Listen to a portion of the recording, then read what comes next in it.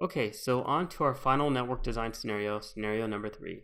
So in this scenario, we have a university professor named Dr. Smith, and he currently has a lab set up in the university. And in that lab, he has 3 desktops that are connected to a network switch, and it looks like this.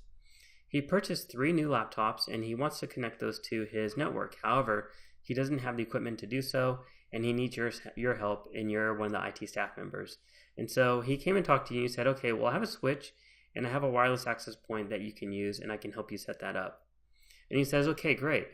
Well, I still need to be able to connect to other networks on the network here in the university, and I need to get out to the internet as well. So he's asking you to design a network for him, and so our goal here and our job here is to design a network solution for him. So what are we going to do? Well, let me go ahead and pull up Gliffy again, and we can go ahead and design him a network. Okay, so I have Gliffy up and loaded, and in Gliffy I have the standard design in place. So we have his current lab set up, his 3 computers, and they're connected to a 4-port switch. So that means we have one more port on here that we can use. And this is all the new items that he has. 3 new laptops, another switch, and a wireless access point. So what should we do? Well, first thing we need to do is we need to connect to the current network. And so what we're going to do is we're going to take the new switch. We're going to go ahead and we're just going to connect it to the old switch. And that way, that can communicate with the rest of the network. And now the next thing that we can do is we can go ahead and we can scroll down and we can take our wireless access point over here, and we can use this to connect to our laptops wirelessly, because all these new laptops are going to have wireless connectivity built in with Wi-Fi.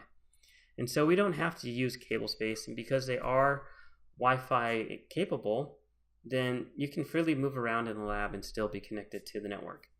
And so what we're going to do is we're going to connect our wireless access point to our switch here, and then that'll be able to communicate out to all these devices Wi-Fi wise.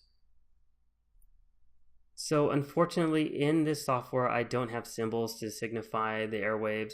So what I'm going to do is I'm simply just going to go ahead and draw some lines that are getting bigger as they get closer to them, and that's going to signify the Wi-Fi signals.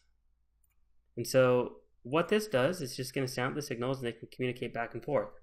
So we have a majority of the network in place. We have our 3 laptops now be able to connect, and they can communicate with these systems over here. We used up all the 4 ports here on this switch. We have this other switch over here. We've only used 2 ports, so we have more available ports.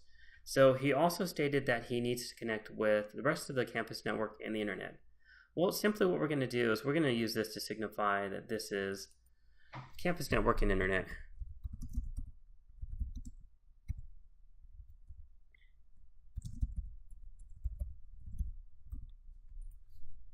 And since we can assume that the campus network is just one large network, we don't need a router, and we're not going to tell him that he needs a purchase router. We're simply going to say, okay, well, we can just connect here from the switch out to our network, and it's going to do everything else that we need to do.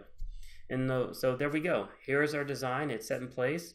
This is pretty much the only design that we're going to be capable of doing when we have this set up. We have our wireless access point here. And I'm going to signify this as just WAP for wireless access point. And then we'll call this switch as well. And there we go. And the reason for that is typically with the wireless access point, it's just going to have one port on the back, and it's going to extend the signal out. And the way that this works, this is not a point-to-point, but it's a point-to-many. So this is not really a star design. This is a one-to-many type of relationship. So this connects out, and there's only one signal. But if this signal goes down, then they're all going to lose connectivity. It's not like having a separate cable where if the signal goes down, then one of them is going to be able to communicate and the other ones aren't. If whatever's going out here and releasing out this signal, if there's a mechanical or electrical issue that goes wrong in there, then the wireless access point is going to stop working altogether. So that's how the wireless access point works. And we have our other switch here, and this goes out to the campus network and internet, and we are good to go. So we can say, here you go, Dr. Smith, your new lab is set up. We have everything connected. Here's how you're going to connect your laptops. You're going to connect them via Wi-Fi, via this wireless access point, and you're going to be able to communicate with your 3 remaining computers that are already on the network, and everything can get out to our campus network, and then from our campus network you can get to the internet. So if you have any questions about this, let me know.